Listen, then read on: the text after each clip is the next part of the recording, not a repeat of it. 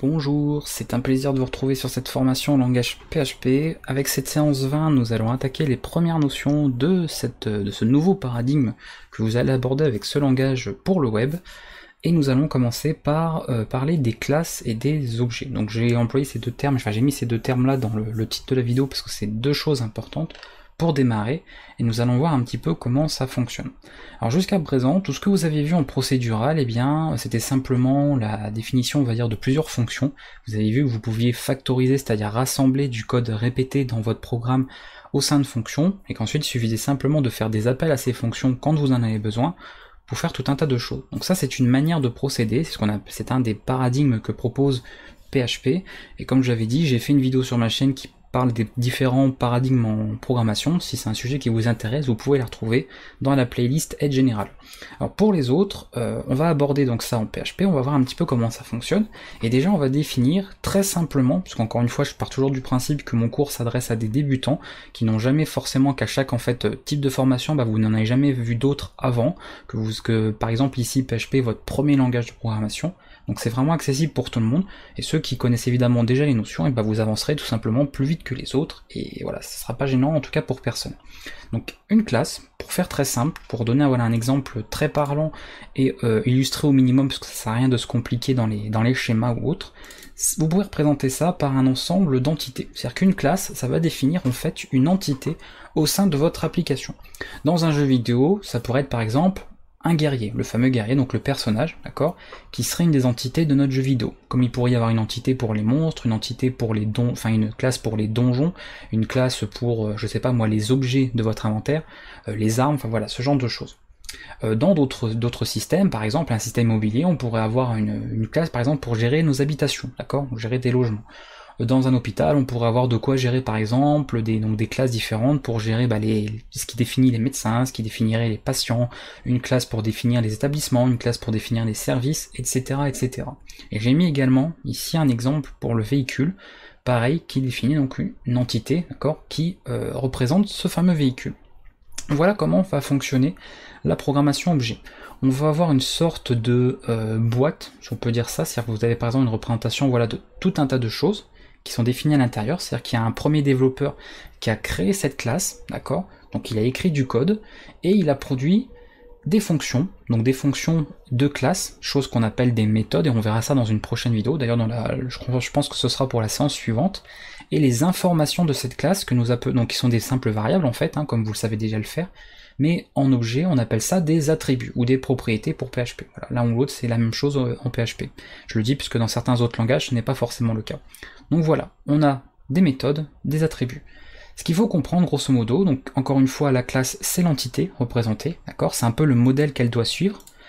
Elle a des méthodes qui sont en fait ses services, c'est-à-dire ce qu'elle propose, qu'est-ce qu'elle nous permet de faire cette classe, et elle a les attributs, c'est-à-dire ce qu'il a ses spécificités en fait. Voilà. Donc on voit tout de suite qu'un guerrier, ses spécificités c'est quoi? Eh bien c'est les pièces d'or qu'il possède, des points de vie. Qu'est-ce qu'il est capable de faire ce guerrier-là, si on s'en suit, si on s'en tient au schéma que j'ai représenté, eh bien il est capable de se déplacer, c'est un des premiers services qu'il offre, et il est capable d'attaquer.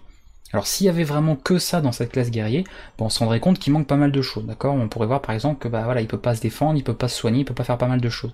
Là le véhicule, on voit par exemple qu'il peut pas démarrer, il peut pas être stoppé, il peut pas, vous voyez, il manquerait évidemment des choses, mais pour simplifier le schéma, j'ai évidemment mis quelques méthodes, quelques attributs d'exemple pour vous compreniez. Donc voilà comment que ça va se passer. Donc on a encore une fois un premier développeur qui va créer cette classe, ok? Et vous, dans certains cas, vous allez être l'utilisateur. Et là, il faut faire attention, parce que souvent on pense que l'utilisateur, c'est celui qui va utiliser par exemple votre site web, votre application web, mais ce n'est pas dans ce cas-là que je parle d'utilisateur, mais je parle de l'utilisateur de la classe. C'est-à-dire, vous, en tant que développeur, vous allez utiliser par moment, et ça va m'arriver très souvent, des classes créées par d'autres développeurs. Et vous serez un utilisateur de ces classes. Et vous verrez qu'on le fera plus tard, on le fera par exemple quand on va gérer les bases de données, vous le ferez peut-être quand vous gérez tout un tas d'autres choses. Vous allez récupérer des classes déjà existantes, et vous n'aurez pas besoin d'aller voir dans le code de ces classes, de voir comment elles ont été conçues. Tout ce que vous aurez besoin de savoir au niveau de la documentation de la classe, c'est ça. C'est les services qu'elle propose, donc ses méthodes, et éventuellement les spécificités, ce qu'il a défini, donc c'est-à-dire les attributs. Et à partir de là, vous pourrez utiliser la classe véhicule, là vous pourrez utiliser le guerrier, là vous pourrez utiliser l'habitation, d'accord? Tout simplement. Voilà grosso modo comment ça se définit, d'accord? Donc c'est pour ça que j'insiste bien, parce que souvent utilisateur, on pense tout le temps à l'utilisateur final, celui qui se sert du site web de l'application. Mais nous, on parle ici d'utilisateur dans le cas du développeur. Vous avez celui qui va créer la classe et vous avez celui qui va s'en servir pour d'autres développements, d'accord? Donc vous aurez un peu les deux rôles. Dans certains moments, vous allez utiliser des classes qui existent déjà en PHP, qui ont été faits par plein d'autres développeurs, donc vous allez vous servir pour faire vos propres développements, vos propres sites web, etc. Et vous allez évidemment créer vos propres classes à vous, complètement, qui seront peut-être basées sur aucune autre classe, qui partiront de rien pour définir vos propres entités. Voilà comment que ça va se passer, en tout cas en PHP. Maintenant, je vous ai expliqué grosso modo, même si ça prend le temps, même si ça rallonge les vidéos, mais c'est pas grave, il faut encore une fois bien prendre le temps de tout détailler. On va voir comment en PHP nous définissons, nous allons créer une classe. Donc nous sommes ici, si vous voulez, le développeur original, celui qui est vraiment à l'origine du tout, ici, c'est-à-dire que nous allons créer une classe partant de rien. On ne va pas utiliser une autre classe existante, on va créer la nôtre à nous. Pour cela, on utilise le mot-clé classe, et nous allons donner un nom à cette classe. Le nommage, c'est comme pour les variables, comme pour beaucoup de choses, pas de caractères accentués, pas de caractères spéciaux, pas d'espace. Par contre, la petite règle qui est quand même important à connaître, c'est de mettre une majuscule au début du nom de la classe, et une nouvelle majuscule à chaque fois que vous avez un nouveau mot. Par exemple, myClass, on l'écrirait comme ça, d'accord? Donc vous voyez, on met une majuscule à chaque début de nouveau mot, c'est beaucoup plus lisible, très simple, et surtout ça suit un petit peu les normes, on va dire, de PHP. Déjà que PHP a des normes des fois qui diffèrent selon, je vous dis qu'on programme en procédural ou en objet, ce qui peut être assez déroutant, parce que c'est un langage qui a énormément évolué, qui du coup a changé pas mal de directions. Des fois on retrouve des syntaxes un peu bizarres, et ça peut être déroutant, ça peut gêner certains, parce qu'on se dit ouais, des fois on écrit comme ci, et des fois on voit que c'est écrit comme ça. Donc vous prenez cette habitude-là, une majuscule au début du nom de la classe, et à chaque nouveau mot qui peut être, si c'est une classe qui possède plusieurs mots, et bien vous mettez une majuscule à chaque fois. Donc nous on va reprendre l'exemple de tout à l'heure. On va laisser le schéma, attendez, qui est ici. On va reprendre l'exemple ici rapidement du véhicule. On va le noter par contre en anglais, ça c'est mon petit conseil à moi, c'est-à-dire que préférez privilégier évidemment des noms anglais pour vos variables, vos fonctions, vos méthodes, vos classes, etc. Comme le langage est déjà en anglais, ça évitera de mélanger les langues. Après bien sûr pour tout ce qui est texte, affichage, là vous mettez dans la langue que vous voulez. Mais le petit conseil, voilà, c'est comme je le dis assez souvent, c'est d'écrire du code en anglais. Comme ça vous mélangez pas les choses, c'est beaucoup plus unifié. Après personnellement ça me dérange pas de voir du code en français, si vous êtes plus à l'aise comme ça, n'hésitez pas à le faire. Alors là, on fait ça, on a défini notre classe et c'est terminé. La classe est définie. Alors évidemment, ici, elle ne possède rien, on n'a pas créé comme on le verra plus tard, de méthode, on n'a pas défini ses spécificités, c'est-à-dire ses attributs, mais on verra ça de toute façon dans la prochaine séance, donc on va pas l'aborder tout de suite. Et on pourrait instancier, donc c'est-à-dire créer un objet de cette classe. Donc le terme d'objet intervient à ce moment-là. Ça, c'est le modèle, la classe, c'est le modèle qui nous dit comment est composé un véhicule, sauf que nous, bon, ici, on a fait un véhicule très très simple pour le coup, parce qu'il n'a rien en fait de précis. Et ensuite, on va dire, tu vas créer une version concrète de ce véhicule qu'on va stocker dans une variable qui sera en fait, qui stockera, qui représentera notre objet, notre premier objet. Donc je peux par exemple l'appeler obj1. Je vais utiliser le mot-clé new pour dire nouveau, nouvelle instance de ma classe. Donc le nom de la classe, d'accord, on suit le même principe. Comme il n'y a rien pour le moment comme information, on met des parenthèses vides, point virgule. Et là, bon, je peux essayer de vous montrer quelque chose, mais vous ne verrez évidemment rien d'affiché puisqu'on ne fait absolument rien. Donc en réalité, PHP, ce qu'il a fait, il a construit notre objet, ici, il a construit une instance en créant un objet lui-même. Ok. Si je fais obj2 new vehicle comme ceci, je crée un autre objet, d'accord. Ils auront été construits sur le même schéma, d'accord, sur le même moule, on peut dire sur le même modèle, mais ils sont évidemment différents. L'objet qui est ici, dans la mémoire de l'ordinateur, n'est pas du tout au même endroit par exemple que cet objet là. Ils sont vraiment complètement distincts. C'est comme si on avait deux êtres humains, ou à moins que ce soit des clones, ce serait un cas particulier, mais on n'est pas là pour parler de ça. Vous créez voilà deux êtres humains différents, donc c'est deux personnes à part, complètement distinctes, elles n'ont rien à voir l'une avec l'autre. Là c'est pareil. Chaque objet est évidemment indépendamment l'un de l'autre. On pourrait faire un truc avec le premier objet comme véhicule, par exemple le faire démarrer, et celui-là on pourrait par exemple je sais pas moi, le faire tourner à gauche, ou bref, accéder à une information de cet objet. Vous voyez qu'on aura des choses différentes. Alors ça c'est bien beau, mais là on fait pas grand chose avec ce type de programmation pour le moment. On a défini une classe qui ne fait rien, on a instancié cette classe pour former un objet, une instance de classe, donc un objet, mais on n'a rien du tout. Pour cela, il va falloir définir ce qu'on appelle un constructeur. Le constructeur, c'est simplement une fonction dans une classe qui possède un nom particulier qui est construct, qui va dire voilà comment tu dois construire, comment tu dois créer un objet de classe vehicle, pour le coup. Donc pour ça, Vous allez noter, pour le moment vous n'avez pas besoin de forcément comprendre ce que je vous écris là, parce que c'est des choses que nous allons voir par la suite. Le mot-clé public, et on expliquera pourquoi il y a un mot-clé public, hein, vous inquiétez pas, on verra ça dans la prochaine séance je pense. Ensuite on écrit ça comme une fonction, comme vous le faisiez en procédural, function, et sauf qu'ici on a un nom particulier. Vous mettez 2 underscore, donc c'est un tiré du bas mais 2 fois, 1, 2, construct, donc attention de bien respecter les minuscules, il n'y a pas de à la fin, etc. D'accord, c'est important, hein, comment on l'écrit. Et des parenthèses que pour moi on va rien mettre comme information. On verra plus tard comment faire des attributs, mais encore une fois, ce sera pour la prochaine vidéo. On ouvre des accolades, comme pour une fonction procédurale, comme vous avez toujours eu l'habitude de le faire jusqu'à présent. Et ici, eh bien on peut dire, voilà, laisser un petit message, genre je suis construit, voilà. Et là, si j'actualise, évidemment, il va se passer quelque chose. PHP accède à mon constructeur, et il fait ce que le constructeur va tout simplement a défini. Notre constructeur, nous, qu'est-ce qu'il fait pour le coup? Il affiche simplement un petit texte, voilà. Donc si je fais un nouvel objet, encore une fois, comme on l'a vu tout à l'heure, eh bien, on définit une autre instance, donc on va rappeler une deuxième fois le constructeur, etc. Voilà, ça c'est une chose à savoir, très importante, même si là il est très simple ce constructeur, vous allez voir que c'est de là tout va partir pour la définition et la création d'objets à partir d'une classe, à partir de leur modèle. À l'inverse des constructeurs, c'est bien d'en parler, même si souvent je sais que les gens par exemple qui parlent de PHP ont tendance à l'oublier ou même simplement jamais en parler, mais moi je tenais à ce que vous le sachiez, parce que c'est important selon moi, c'est que comme vous avez le constructeur, vous avez également un destructeur. Alors par défaut, c'est-à-dire tout à l'heure quand on n'avait rien défini, c'est PHP qui a créé lui-même un constructeur. C'est-à-dire qu'il faut pas croire qu'il a rien créé du tout. Il a fait à notre place, comme on n'avait pas créé, toutes ces lignes-là n'étaient pas là, il a fait lui-même un constructeur qui ne faisait rien, mais il y a quand même eu construction de l'objet, d'accord? Et à la fin de notre application, quand on a terminé en fait l'utilisation, donc ici à la fin du programme, les objets sont détruits. Ils sont d'ailleurs détruits à l'inverse de l'ordre où ils ont été créés. Ça veut dire qu'ici, comme j'ai créé OBJ1 et ensuite OBJ2, c'est OBJ2 qui sera détruit en premier et OBJ1 qui sera détruit en dernier, d'accord? Ça suit en fait un ordre inverse.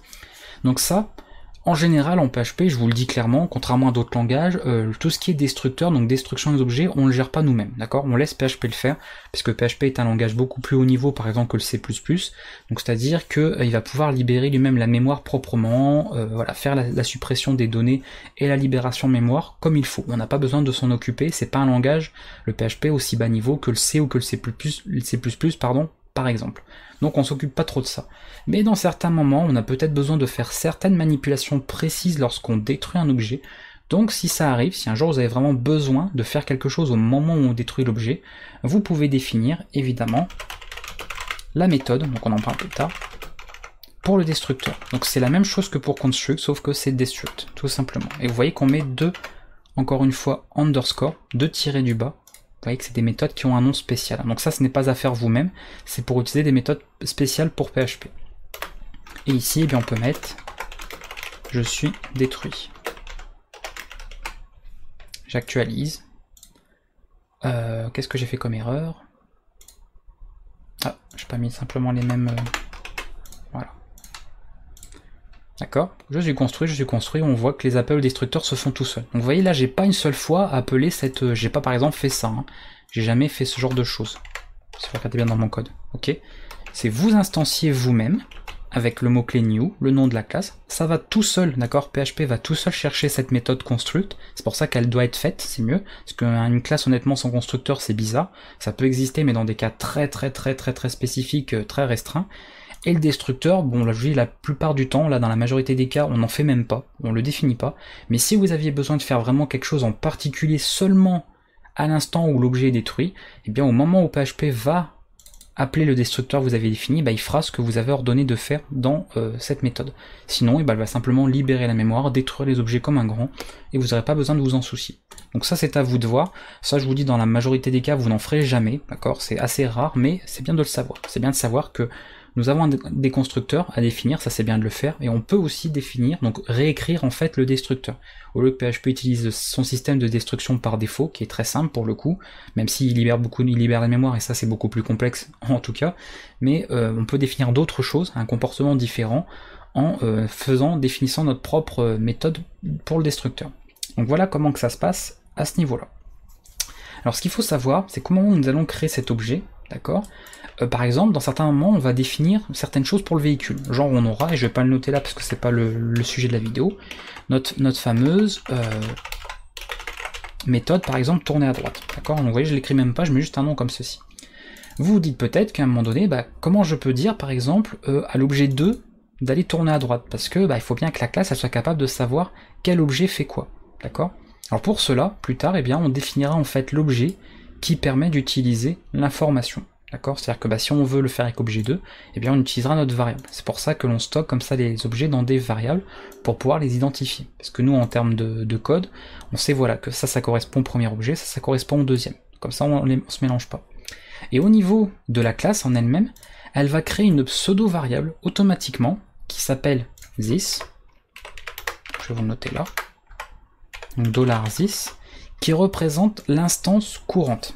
C'est-à-dire que si admettons à un moment donné je dis objet 2, tu vas utiliser une des méthodes de ma classe, comme on le verra dans la vidéo prochaine, on va permettre, PHP en tout cas va pouvoir identifier à quel objet ça correspond en mémoire, parce que pour lui OBJ2, OBJ1 ça veut rien dire, il ne sait pas ce que c'est, mais grâce à ça, il est capable de savoir en mémoire, de retrouver en fait l'endroit de l'objet en question. Et du coup il saura vers quel objet, à quel objet ça correspond, grâce à cette, je dis, variable spéciale qui est this, $this. Et vous verrez que nous allons l'utiliser pas mal de fois au sein des classes. Par exemple, si admettons ici j'ai la fameuse méthode tourner à droite, d'accord, par exemple, dès que j'ai mon constructeur, si admettons dans mon constructeur je dis directement je veux tourner à droite, bon ce qui serait bizarre dans un cas concret, mais c'est pour comprendre l'exemple, on utilisera la fameuse variable this, un symbole de flèche, mais ça on le verra encore une fois dans la vidéo prochaine, et on dira tout simplement tu vas tourner à droite. Et vous n'avez pas besoin de vous soucier de qu'est-ce qui va tourner à droite, puisque ce sera automatiquement l'objet, d'accord, qui a été ici instancié, donc celui qui est appelant. Donc ça veut dire que là, dès que je vais faire OBJ1, qu'on va le construire, le this là, il correspondra à OBJ1. Donc c'est lui qui va tourner à droite. Et pour le cas de OBJ2, quand on va l'instancier, PHP va arriver au constructeur et il saura que this, c'est ce qui correspond au OBJ2. Vous voyez, grâce à cette petite variable un peu spéciale pour le coup en PHP, on est capable en fait de faire référence à l'objet courant, l'instance en cours, c'est celle sur laquelle nous sommes en train de travailler, l'instance en cours d'utilisation. Donc ça, je tenais à en parler, on va revenir bien évidemment en détail dessus très souvent, mais je tenais à l'introduire dès le départ, c'est mieux d'en parler tout de suite maintenant, dès la première vidéo, vraiment si on commence à faire de l'objet, plutôt que d'en parler dans 3 à 4 vidéos plus tard, et que vous soyez paumé. Donc c'est bien de voir ça rapidement, puisque vous allez l'utiliser très souvent. Donc je tenais à l'aborder assez vite pour que ce soit vu ensemble. Alors tout ce qui est attribut méthode, encore une fois, on en parlera dans la vidéo prochaine, donc vous n'aurez pas de soucis à se faire là-dessus. Alors voilà, on a vu comment définir une classe, d'accord, qui représente encore une fois, je le dis, le modèle d'une entité, comment ça se fonctionne. On a vu comment la construire, cette classe, donc construire notamment son instance, c'est-à-dire un objet, grâce au constructeur. On a parlé vite fait du destructeur. On a parlé du mot, de la variable this, très importante, qu'on aura l'occasion d'utiliser plus en détail la prochaine fois. Et on va voir d'autres manières d'instancier un objet, puisque c'est un peu la fin de cette vidéo, d'accord, très rapidement, cette séance. Donc ça, c'est la méthode standard, la plus simple qu'on puisse connaître. Mais il faut savoir qu'en PHP, ce que vous pouvez faire, donc c'est la petite astuce, parce que dans certains cas, ça pourra vous servir. Vous pourriez très bien, par exemple, définir, genre, mettre name, en fait, simplement. Vous mettez le nom de votre classe, mettons ceci, d'accord. Et PHP permet de faire cette chose-là, je le dis parce que c'est pas forcément le cas dans d'autres langages de programmation où on peut faire de l'objet. Vous pouvez très bien créer un nouvel objet ici, et de faire ceci. Je sais pas si vous comprenez un petit peu le principe.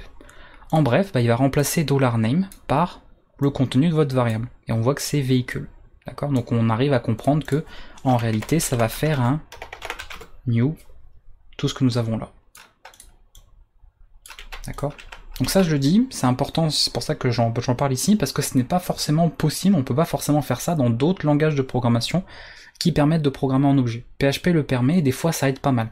Quand par exemple on a besoin de gérer la construction ou l'instanciation de classes de manière dynamique, sans forcément connaître le nom parce qu'il a été passé par un fichier ou je ne sais quoi, et bien on peut le récupérer ce nom dans une variable, et après vous voyez, en faisant un new le nom de la variable en question, qui a récupéré le nom, on peut gérer des instances de nos classes, donc nos objets, de manière dynamique. Ce qui est quand même vachement pratique. Et là pour le coup on a un véhicule qui passe, un hélicoptère, qu'on va attendre qu'il passe, voilà.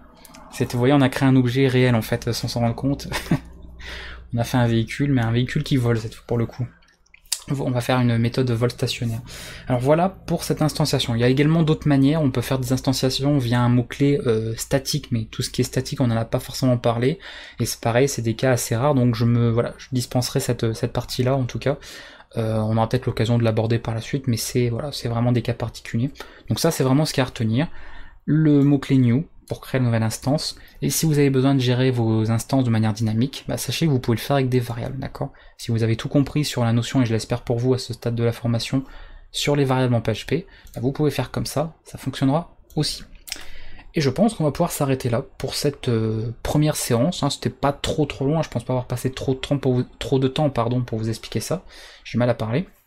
Mais voilà, je préfère prendre le temps parce que c'est important, ça fait beaucoup de temps dans si peu de mots, et pour que vous soyez à l'aise par la suite, parce qu'on va avoir beaucoup de choses, beaucoup de notions, et ça va devenir beaucoup plus complexe que ce que vous avez vu jusqu'à présent, d'accord? Donc si vous avez déjà pas mal galéré avec le procédural, n'hésitez pas à le revoir, parce que c'est un paradigme très important en PHP aussi, et là on va avoir beaucoup de notions objets, et si c'est la première fois que vous programmez en objet, eh bien vous allez évidemment un petit peu galérer au début, vous allez être un peu confus dans certaines explications, vous allez vous mélanger un peu les pinceaux, ce qui est normal, je vous rassure, et après quand vous aurez bien assimilé ces notions, eh bien quand vous étudierez d'autres langages de programmation qui permettent de programmer en objet, vous allez retrouver un peu les mêmes choses, d'accord? Le système de classe, d'objets, d'instanciation, les attributs, les méthodes, l'héritage, toutes ces choses-là que je vous ai citées dans la vidéo précédente, vous les retrouvez un petit peu partout, et du coup vous allez énormément gagner en rapidité d'assimilation, de compréhension pour les différents langages que vous aurez peut-être envie d'étudier.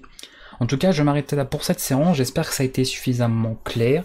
Toujours pareil, on peut le répéter à toutes les vidéos, s'il y a besoin, vous avez des commentaires sous la vidéo YouTube pour poser des questions, pour donner des remarques, ou si vous avez besoin d'aide parce que vous avez testé un petit code et qu'il y a des choses qui ne fonctionnent pas comme vous l'auriez attendu, n'hésitez pas à me demander. Comme d'habitude, je lis tous les commentaires partout sur la chaîne, donc je répondrai évidemment à vos questions, à vos interrogations, donc n'hésitez pas à le faire, et on se retrouve du coup pour la suite. La prochaine séance, on commencera à parler des attributs méthodes, je pense que ce sera le moment d'aborder ça, et vous allez voir évidemment qu'on va pouvoir, justement, comme le montre le modèle, on va pouvoir définir ces attributs-là, d'accord, donc ces infos, et définir les services de nos classes, c'est-à-dire les méthodes. Et on verra comment on fait ça en PHP. C'est très simple, si vous avez compris les fonctions, les variables dans les vidéos précédentes, donc au début de la formation, vous allez voir que c'est grosso modo la même chose. Après, il y aura une autre notion concernant la visibilité des éléments de notre classe, où là c'est une petite chose un peu nouvelle, qui est très importante, qui fait vraiment, je pense que c'est une des choses et même les plus importantes en objet, et on aura l'occasion de l'aborder par la suite, donc ne vous en faites pas, on verra tout ça dans le détail. A bientôt du coup pour la séance 21 en PHP.